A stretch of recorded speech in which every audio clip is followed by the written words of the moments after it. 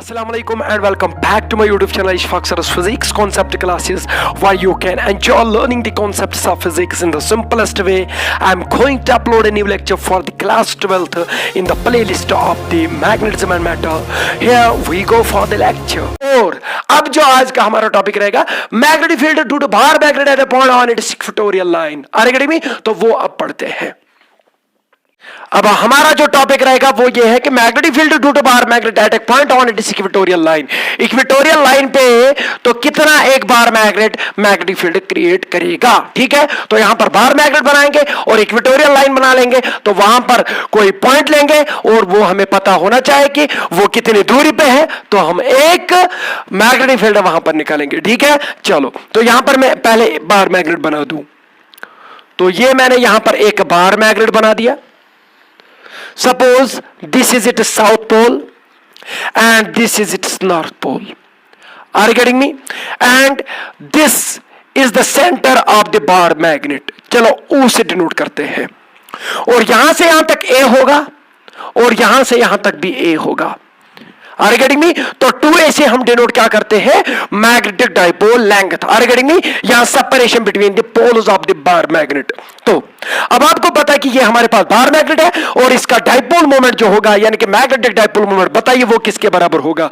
तो magnetic dipole moment M किसके बराबर होगा? वो होगा pole strength small m into dipole length and that is 2A। तो this will be the m into 2A will be the magnitude of the dipole moment, magnetic dipole moment of this bar magnet। अब हम यहां पर क्या करेंगे? एक equatorial line निकालेंगे। तो आपको पता है कि इक्वेटोरियल लाइन कैसे बनाते हैं? कैसे बनाते हैं? एक परपेंडिकुलर बाइसेक्टर ड्रा करते हैं यहां पर। तो ये होगा हमारे सामने इसका परपेंडिकुलर बाइसेक्टर। ठीक है, चलो ये नीचे भी जाएगा but it will be negative and it will be positive as per sign convention. ये पॉजिटिव वाई एक्सिस होगी और ये नेगेटिव वाई एक्सिस होगी, क्योंकि आपको पता है कि ये जो सेंटर ऑफ द डाइपोल होता है ना, इसको हम एक ऑरिजिन भी मानते हैं। क्या मानते हैं? ऑरिजिन। तो यहां से नेगेटिव होगा, यहां से पॉजिटिव होगा, तो बाय कन्वेंशन हम पॉजिटिव लेंगे, नेगेटिव को मार दे गोली। ठीक है, तो यहां पर एक पॉइंट पी है। तो कहां पर है ये पॉइंट? चलो मैं वो यहां पर बनाता हूं। This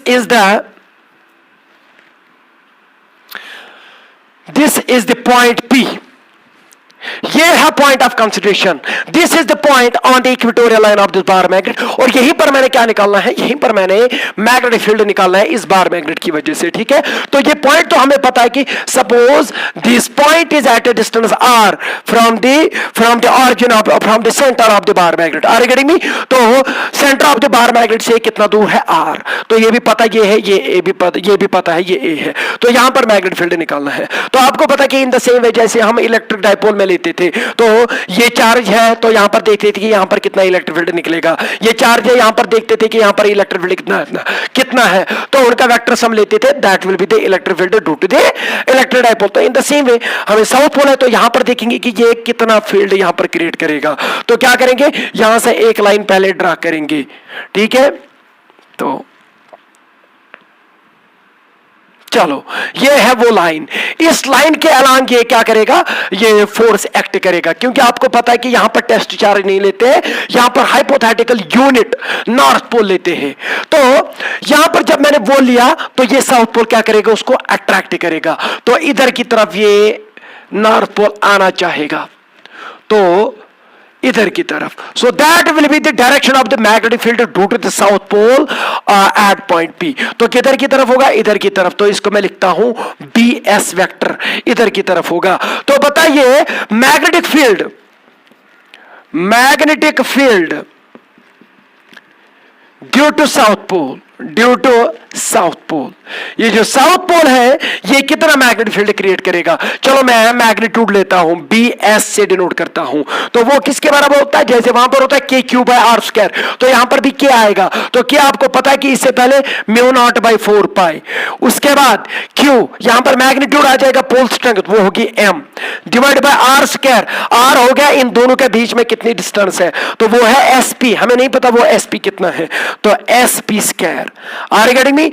तो SP स्क्वायर को निकालना पड़ेगा। यहां पर आप एक राइट ट्रायंगल बन रहा है कि नहीं बन रहा है? ये 90 है तो ये A है, ये R है, तो ये पता चल जाएगा। तो बाय पाइथागोरस थ्योरम आपको पता है कि this hypotenuse, this will be the hypotenuse of this right triangle and this will be equal to, its square will be equal to A square plus R square. तो SP square किसके बराबर होगा as per Pythagoras theorem? A square plus R square. तो इसके बदले यहां पर लिखते हैं mu naught by 4 pi m divided by SP square किसके बराबर हो गया? A square plus R square, A square plus R square. Are you getting me? तो this will be the magnetic field due to the south pole at point P, मगर direction किधर की तरफ होगी? PS की तरफ। Are you getting me? Along PS,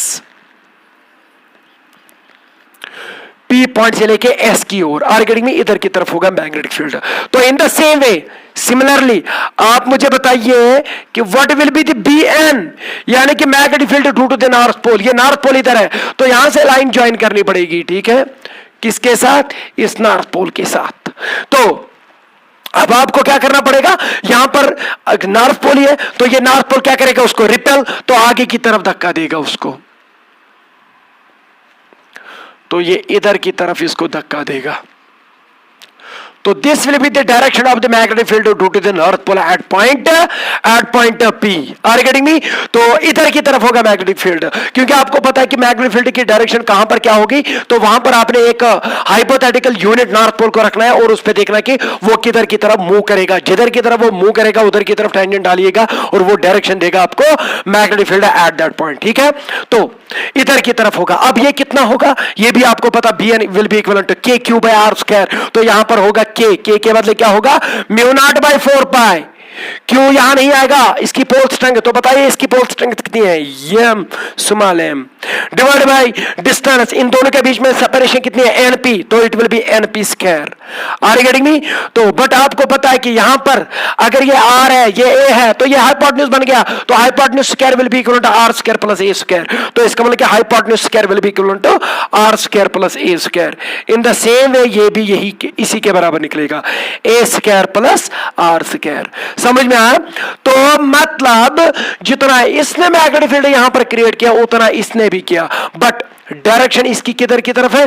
PS की तरफ और इसकी NP की ओर, along NP, along NP। Direction अलग अलग है। अब क्या करना पड़ेगा? इस पोल की वजह से भी मैग्नेटिक फील्ड निकाला, इस पोल की वजह से भी मैग्नेटिक फील्ड निकाला, तो ये इस डायरेक्शन में जा रहा है, ये इस डायरेक्शन में जा रहा है। तो अब आपने यहां पर क्या करना पड़ेगा? यहां पर नेट मैग्नेटिक फील्ड निकालना पड़ेगा। तो आप तो वो निकाल पाएंगे क्योंकि दोनों वेक्टर्स है, तो वेक्टर्स को ऐड करने के लिए या रिजल्टेंट नेट निकालने के लिए हम दो तरीके यूज करते हैं। वन इज जियोमेट्रिक मेथड, यानी कि आपको याद होगा ट्रायंगल ऑफ वेक्टर एडिशन या पैरेललोग्राम ऑफ वेक्टर एडिशन। दूसरा क्या है? दूसरा है vector addition by resolving vectors, and this is the most important and the most authentic rule जो आप यूज करेंगे। ये हर जगह यूज होता है, चाहे दो से अधिक वेक्टर्स का ऐड क्यों ना करना हो, तो चाहे स्पेशल वेक्टर्स क्यों ना हो, उनका भी अगर आपने रिजल्टेंट निकालना होगा तो आप रिजोल्यूशन का सहारा ले सकते हैं। तो यहां पर इन दोनों वेक्टर्स को क्या करेंगे? रिजॉल्व करेंगे। चलो रिजोल्यूशन के लिए मैं क्या करता हूं, इन दोनों वेक्टर्स को रिजॉल्व करने के लिए, समझ में आया मैं रिजॉल्व क्यों करूंगा? क्योंकि मैंने नेट निकालना है। अब मुझे दोनों का पता है, तो दोनों का पता है तो नेट निकालेंगे। तो नेट कैसे निकालेंगे? चलो मैं मानता हूं कि ये एंगल कितना बन गया? थीटा। कितना बन गया? थीटा।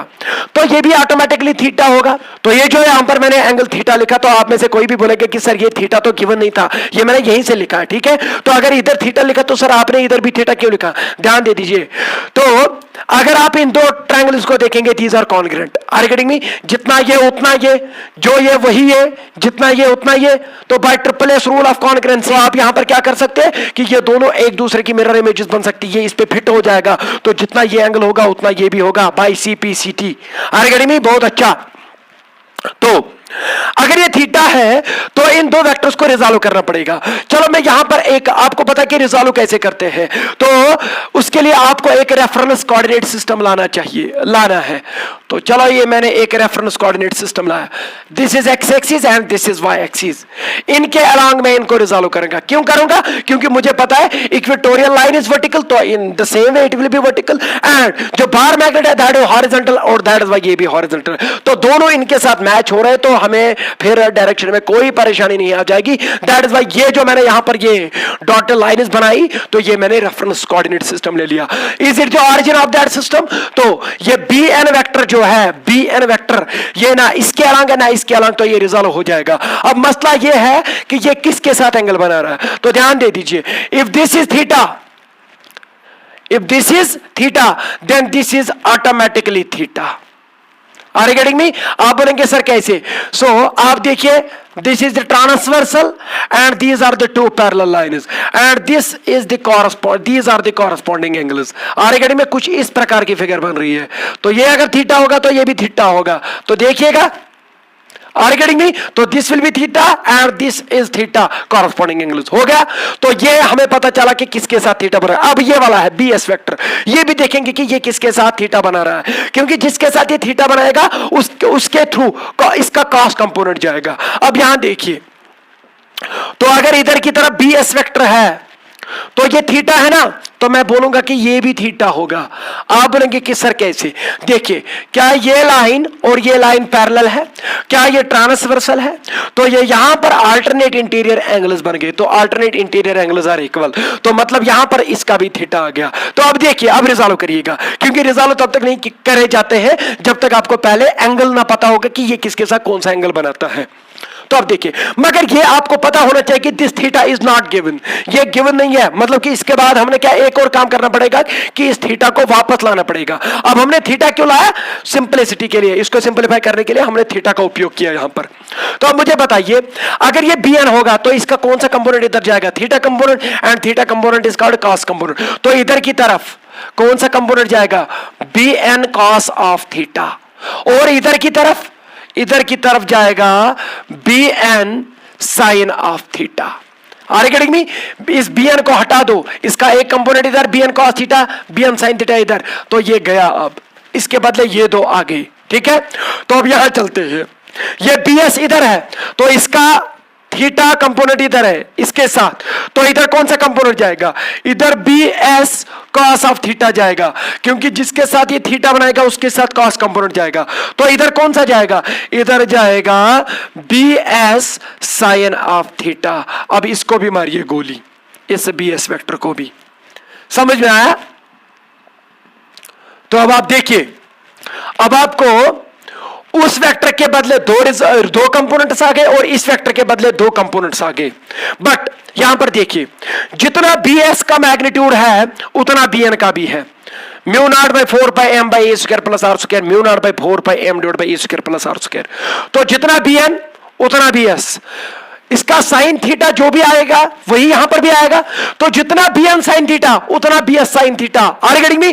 तो ये कंपोनेंट जितना उतना ये कंपोनेंट है, मगर this is in the upward direction and this is in the downward direction and they nullify each other, ये एक दूसरे को कैंसिल करते हैं। तो इसका मतलब कि इन दोनों की वजह से नेट इफेक्ट जो यहां पर आ जाएगा मैग्नेटिक फील्ड का वो जीरो होगा, क्योंकि जितना वो उतना ये, these are equal in magnitude opposite in direction, so net there net यानी कि रिजल्टेंट विल बी जीरो। हो गया। अब यहां पर देखते हैं बी एन कॉस थीटा, जितना बी एन उतना बी एस, क्योंकि यहां से जितना बी एस उतना बी एन, तो इधर कॉस थीटा इधर कॉस थीटा, तो मतलब कि जितना बी एन कॉस थीटा उतना बी एस कॉस थीटा भी है, बट दोनों एक ही डायरेक्शन में जा रहे, तो ये एड अप हो जाएंगे। So therefore net magnetic field due to the bar magnet at the point P will be equal to 2 times, नहीं मैं पहले ऐसे ही लिखूंगा, B N cos of theta plus B S cos of theta. यही होगा क्योंकि दोनों एड अप हो रहे हैं, क्योंकि दोनों एक ही डायरेक्शन में जा रहे हैं। किधर की तरफ जा रहे हैं? पीछे की ओर। Are you getting me? इधर की ओर, toward negative X axis.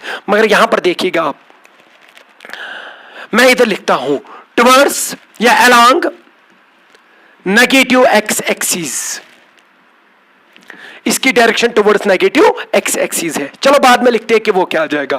B will be equal to B N जितना उतना बी एस है। Are getting me? From this thing, तो B N cos theta plus B N cos theta, 2 times B N cos theta, 2 times B N. B N कितना है? कोई भी ले ले, mu naught by 4 pi, mu naught by 4 pi, हाँ, M divide by A square plus are square, M divide by A square plus are square. हो गया 2 times B N. अब क्या आ जाएगा? कॉस थीटा, तो कॉस थीटा। अब मैं cos थीटा, थीटा मैंने यहीं से इंट्रोड्यूस किया था, इस थीटा को निकालना पड़ेगा। अब मुझे एक बात बताओ, ये कितना है a, ये कितना है r, ये यहां से यहां तक आ रहा है, तो ये कितना होगा by Pythagoras theorem? So this will be equivalent to a square plus r square raise power 1/2। होगा कि नहीं होगा? अरे हाइपोटेन्यूज का स्क्वायर होगा b square plus perpendicular square, मगर वो हो गया इसका स्क्वायर, मगर ये किसके बराबर हो गया? हाइपोटेन्यूज अंडर रूट ऑफ या square root of B square plus perpendicular square. समझ में आया? तो अब मुझे एक बार बताओ, थीटा जो है cos थीटा किसके बराबर होगा? ये थीटा है तो ये फिर बेस बनी और ये परपेंडिकुलर बना और ये हाइपोटेन्यूज बना, तो cos थीटा किसके बराबर होता है? बेस जोड़ बाय हाइपोटेन्यूज। तो बेस कितना है? a, तो थीटा cos थीटा के बदले लिखेंगे a divided by hypotenuse, base जोड़ बाय हाइपोटेन्यूज। हाइपोटेन्यूज क्या है? a square plus are square raise power 1/2। समझ में आया? मैंने cos थीटा के बदले वापस यही चीजें ले आई। क्यों? क्योंकि मैंने थीटा को यहीं से इंट्रोड्यूस किया था, वो गिवन नहीं था, इसलिए मैंने उसको वापस उसमें लाया जो गिवन है। गिवन a है और r है। अरेगेडमी बहुत अच्छा। अब आगे चलिएगा, तो इसको और सिंपलीफाई करेंगे तो आपको रिलेशन आ जाएगी। अब देखिए यहां पर, तो नेट मैग्नेटिक फील्ड जो अब आपको निकल रहा है B इज इक्वल टू किसके बराबर? 2ma। यहां पर देखिएगा 2ma, तो m is the pole strength and 2a is the dipole length. What is pole strength into dipole length? It is the dipole moment and it is given by the capital M. तो capital M लिखेंगे। Are you getting me? और बाकी क्या है? ये भी लिखा, ये भी लिखा, ये भी लिखा। अब बचा म्यू नॉट बाई 4 पाई, तो म्यू नॉट बाई 4 पाई। तो यहां पर देखिए, अब सारा गया, ये है a square plus are square, ये है a square plus are square power 1/2, तो इसका मतलब कि इसका पावर 1 है, तो basis are same, powers are added, तो इसका मतलब कि it will be a square plus are square raise power 3/2। Are you getting me? मगर towards along negative X axis, इधर नेगेटिव एक्स एक्सिस की डायरेक्शन में इसका मैग्नेटिक फील्ड होगा। तो this will be the required formula. Are you getting me? तो अगर vector notation में लिखे, इन वेक्टर नोटेशन, क्यों वेक्टर नोटेशन में सर? क्योंकि magnetic field is a vector quantity. अब मुझे एक बात बताओ, ये बी वेक्टर लिखना पड़ेगा, इधर जो जो वेक्टर होगा उसको वेक्टर में लिखना पड़ेगा, तो mu naught by 4 pi M vector divided by A square plus are square raised power 3/2। But vector है ना, तो ध्यान दे आगे, अगर मैंने ऐसे लिखा ना, तो देखना इसका मतलब क्या हो गया। इसका मतलब ये होगा कि जिधर की तरफ m वेक्टर है, जिधर की तरफ इस बार मैग्नेट का मैग्नेटिक डाइपोल मोमेंट है, उधर ही की तरफ मैग्नेटिक फील्ड है। मगर आपको पता है कि मैग्नेटिक फील्ड किधर की तरफ निकला? पीछे की ओर, टुवर्ड नेगेटिव एक्स एक्सिस। मगर यहां पर डाइपोल मोमेंट देखिए किधर की तरफ है? From south to north, positive X axis.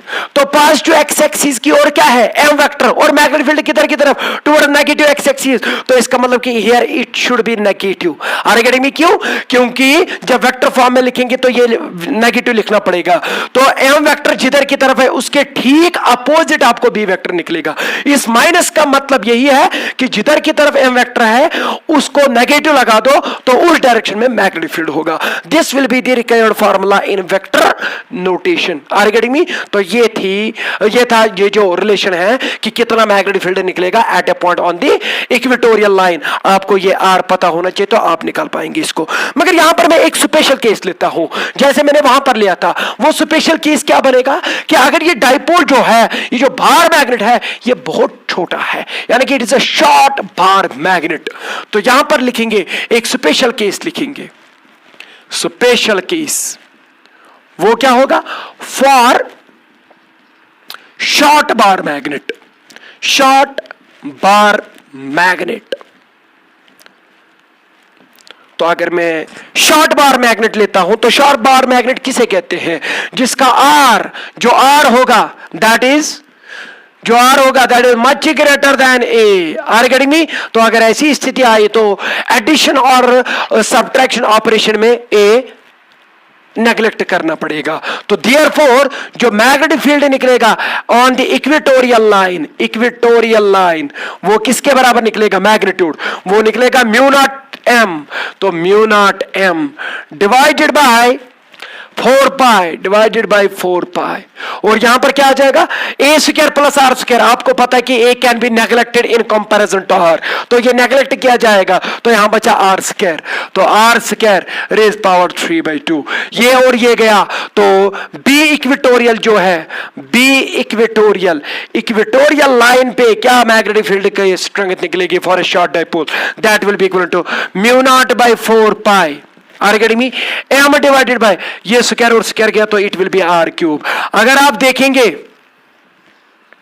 इससे पहले मैंने यही रिलेशन निकाली थी, magnetic field on the axial line for a short dipole, वो क्या निकला था 2 times mu naught by 4 pi M divided by R cube. आप अपनी जो कॉपी बना रहे हैं वहां पर देखिएगा, या पहला लेक्चर इससे पहला लेक्चर देखिएगा तो वहां पर पता चलेगा कि यहां पर 2 times mu naught M by 4 pi R square निकला था। तो देयरफॉर हम यहां पर एक चीज निकाल सकते हैं, तो जो बी एक्सियल निकला था वो क्या निकला था 2 times mu naught M divided by 4 pi R square, यही निकला था।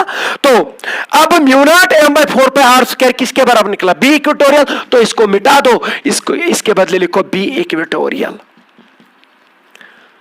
तो इसका मतलब यह है, इसका मतलब यह है कि एक्सियल लाइन पे अगर सेम दूरी लेंगे from the centre of the dipole, जितना दूर एक्सियल लाइन पे लेंगे अगर उतना दूर आप कहां पर लेंगे ऑन द इक्वेटोरियल लाइन, तो जो एक्सियल लाइन पे स्ट्रेंथ निकलेगी वो 2 टाइम्स ज्यादा होगी as compare to the at the same point same distance from the centre of the dipole but on the equatorial line, उससे दुगना होगी। तो इसका मतलब कि एक्सियल लाइन पे ज्यादा तगड़ा मैग्नेटिक फील्ड होता है as compare to equatorial line. तो इसका रेशियो कितना निकलता है, वो निकलता है 2:1, B axial to B equatorial is equal to 2:1। समझ में आया? तो मुझे लगता है कि अब आप इस पे कुछ न्यूमेरिकल्स घर में ट्राई करिएगा, मगर यहां पर एक क्वेश्चन है उसको पहले सॉल्व करेंगे, ठीक है? तो वो आप इसको उतार सकते हैं, ठीक है? तो आप वीडियो को पॉज करके ये सब चीजें उतार सकते हैं।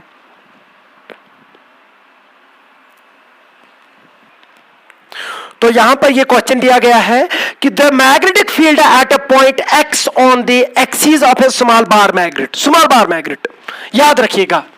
तो क्या है, आपके पास एक स्मॉल बार मैग्नेट है, आपको पता है स्मॉल बार मैग्नेट होगा तो क्या क्या होगा, तो बताइए बी एक्सियल किसके बराबर निकलेगा, आपको पता है for small bar magnet it will be equal to 2 times mu naught by 4 pi M divided by R cube, और बी इक्वेटोरियल कितना निकलता है, बी इक्वेटोरियल, इक्वेटोरियल लाइन पे क्या निकलेगा mu naught by 4 pi M divided by R cube, यही निकलती है ना स्ट्रेंथ। बहुत अच्छा।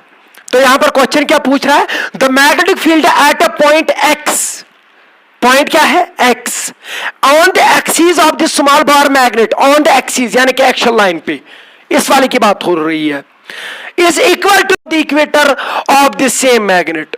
सेम मैग्नेट है, इस प्रकार का मैग्नेट है, और एक्सियल लाइन पे इस पॉइंट पे एक्स पॉइंट पे और इक्वेटोरियल लाइन पे वाई पॉइंट पे, जितना यहां पर मैग्नेटिक फील्ड निकल रहा है उतना यहां पर भी निकल रहा है, ये बोल रहा है। तो the magnetic field at a point X on the axis of the small bar magnet is equal to the field at the point Y on the equator of the same magnet. तो जितना यहां पर magnetic field उतना यहां पर। अब ये क्या बोल रहा है, the ratio of the distances, आपने ये डिस्टेंस यहां से यहां तक कितनी डिस्टेंस है x, और यहां से यहां तक y, the ratio of the distances of x and y from the center of the magnet is, from the center, ये सेंटर है ना, centre of the magnet is 2 raised power minus 3, 2 raised power minus 1/3, 2 raised power 3, 2 raised power 1/3। तो ये देखिएगा कि ये करना है हमें, तो बट ये इसके बराबर है। तो अगर हम यहां पर ये बी एक्सियल लाइन लेंगे तो ये निकलेगा 2 mu naught by 4 pi M divide by R, कहां से एक्स एक्सिस, यहां से यहां तक आर है, मगर वो कितना लिया इसने एक्स, तो it will be X cube. तो यहां पर ये कितना होगा mu naught by 4 pi M divided by, तो आर क्या है इट इज वाई, तो it will be Y cube. मगर ये क्या बोल रहे हैं, जितना यहां पर मैग्नेटिक फील्ड निकल रहा है उतना यहां पर है। तो एज पर क्वेश्चन, तो क्वेश्चन के मुताबिक क्या है कि जितना बी एक्सियल है उतना बी इक्वेटोरियल है। एक्सियल कितना है तो आप लिखेंगे twice mu naught by 4 pi m divided by x cube will be equivalent to mu naught by 4 pi m divided by y cube। तो जरा देखिएगा, आपने x by y निकालना है। Mu naught by 4 pi, mu naught by 4 पाई गया, m और m गया, ठीक है। तो ये 3 और 3 मत काटिएगा, क्योंकि ये x क्यूब है, ये y क्यूब है, तो हमने यही निकालना है। तो क्या बचा एंड में? तो एंड में मुझे लग रहा है कि it is 2 divided by x cube is equal to 1 divided by y cube. यही निकला कि नहीं निकला? हाँ, हमने x बाय y यानी कि रेशियो ऑफ द डिस्टेंसेस निकालना है from the centre of the dipole. तो x बाय y निकालना है, तो क्या करेंगे, इसको यहां लेके जाएंगे, तो it will be 2 is equal to X cube by Y cube. समझ में आया? कुछ नहीं ट्रांसपोजिंग कर रहा हूं, बट हमने एक्स बाय वाई निकालना है। तो ये 2 किसके बराबर होगा? ये 2 होगा X by Y whole cube, X by Y whole cube. Are you getting me? तो हमने एक्स बाय वाई निकालना है, आपको दिख रहा है? हाँ, तो x बाय वाई किसके बराबर आ जाएगा? ये क्यूब जो है इधर आ जाएगा, तो इट विल बी 1/3, तो it will be 2 raise power 1/3। तो ये देखेगा कि ये कौन सा ऑप्शन है इसका, तो वही टिक मार दीजिएगा। तो यहां पर अगर आप देखेंगे, so it will be 2 raise power 1/3, fourth option, तो इसको टिक मार दीजिएगा। तो ये क्लियर हो गया। तो ये मैंने इसलिए दिखाया क्योंकि इनमें दोनों एक्शन लाइन का मैग्नेटिक फील्ड भी यूज हो रहा है और इक्वेटोरियल लाइन का मैग्नेटिक फील्ड भी यूज हो रहा है। तो मुझे लगता है आज के लिए इतना काफी। थैंक यू, शुक्रिया।